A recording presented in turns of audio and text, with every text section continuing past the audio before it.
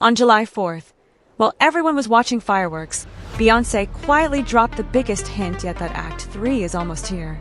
Not an album, not an announcement, a single song, a previously unreleased track called Morning Dew Donk that her fans have been waiting for since 2013. And the BeyHive completely lost it. But here's what nobody is telling you. This drop is not just about nostalgia. The timing, the collaborators, the 60-day countdown it just launched, it all points to something much bigger coming. And when you line it all up, Act 3 looks more imminent than ever. Let's get into it. First, the backstory, because this song has one of the most chaotic histories in Beyoncé's entire catalog.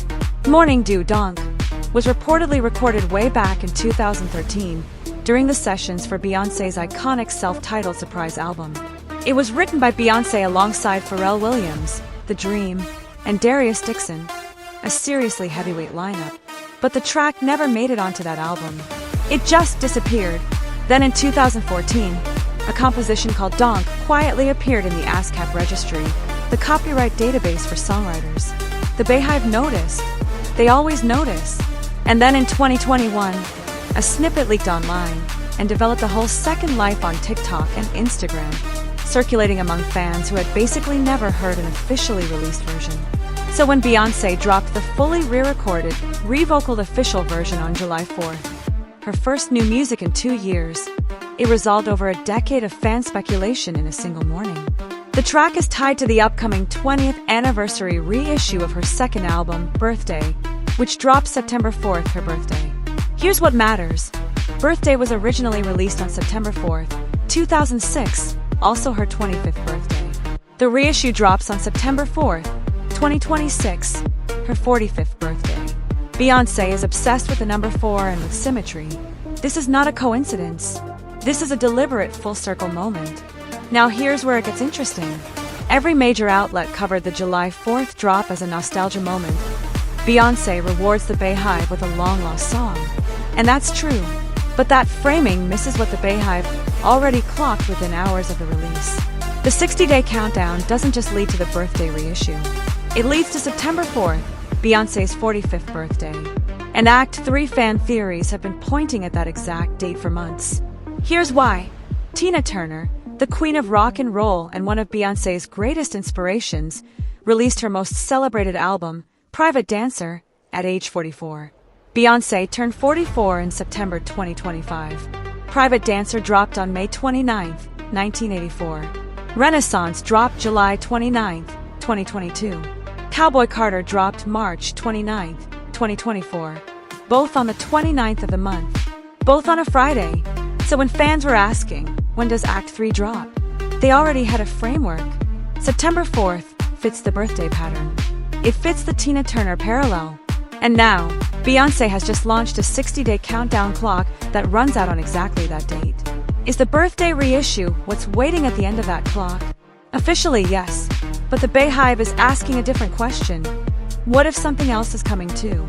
Let me walk you through every major Act 3 clue that has dropped over the past 2 years. Because when you stack them, the picture gets very specific. Clue 1. The Levi's ad.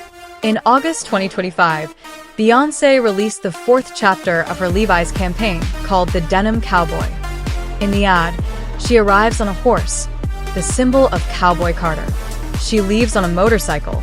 The BeyHive immediately read it as a transition. One era out, another in. And motorcycles don't say country. Motorcycles say rock. Clue 2. The Halloween costumes. For Halloween 2024, Beyoncé dressed as two people, funk rock icon Betty Davis and Prince. Not Taylor Swift. Not a random pop star. Two black rock legends who were erased from the mainstream narrative of rock music. This is exactly the conceptual framework she used for Renaissance, reclaiming the black roots of dance music, and for Cowboy Carter, reclaiming the black roots of country.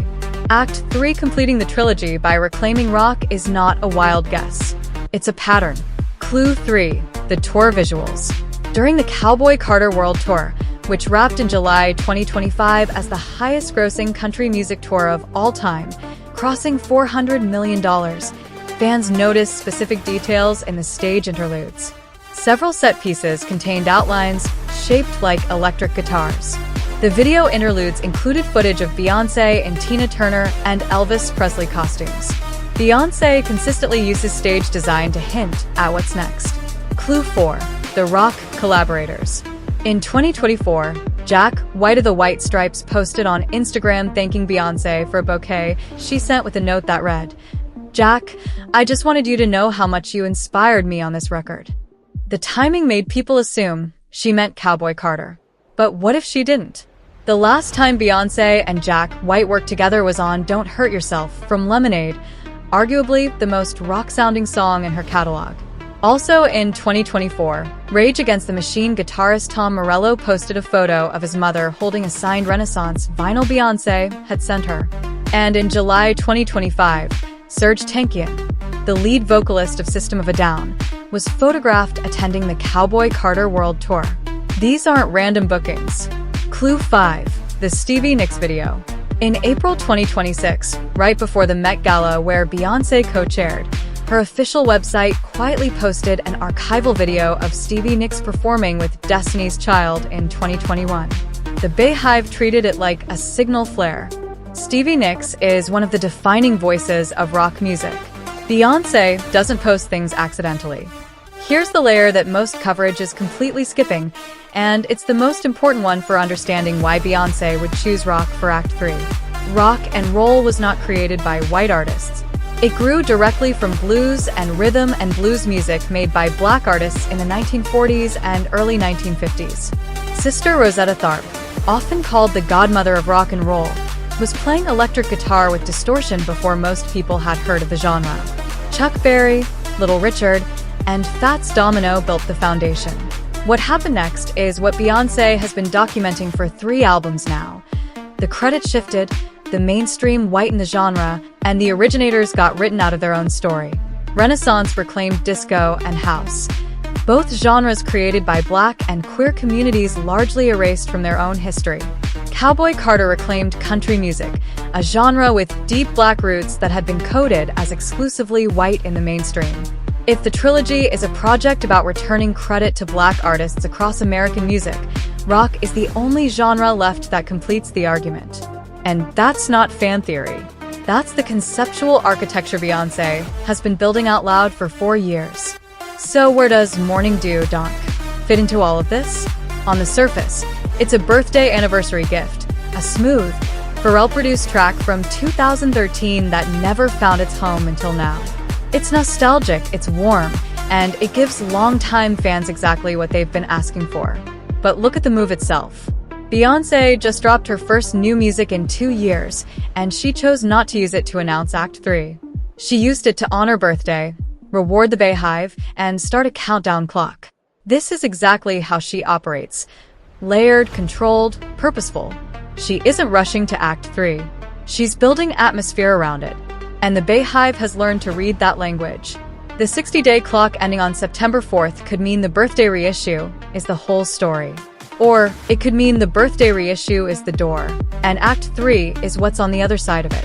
Beyoncé's publicist has already tried to cool fan expectations once, commenting on fan accounts in April ahead of the Met Gala. But Beyoncé's publicist also could not predict a surprise July 4th drop. Nobody could. Here's where I land on all of this. Morning Dew Donk is real news on its own. A decade-old fan favorite track finally getting its official release, tied to one of the best albums Beyoncé has ever made. That's worth celebrating without any Act 3 attached to it. But the evidence file for Act 3 is too dense to dismiss. The motorcycle, the Halloween costumes, the rock collaborators, the Stevie Nicks video, the pattern of 29th of the month drops, the Tina Turner parallel, and now a 60-day countdown to her birthday on September 4th. If Act 3 drops this year, September 4th is the most logical landing spot. And Beyoncé just handed us a clock. Drop your prediction in the comments. Are we getting Act 3 on September 4th? Or is she making us wait 1 more year? And if Act 3 is a rock album, which black rock legend do you think she's paying tribute to most? Subscribe, because if that September 4th announcement drops, I'll have the full breakdown up the same day.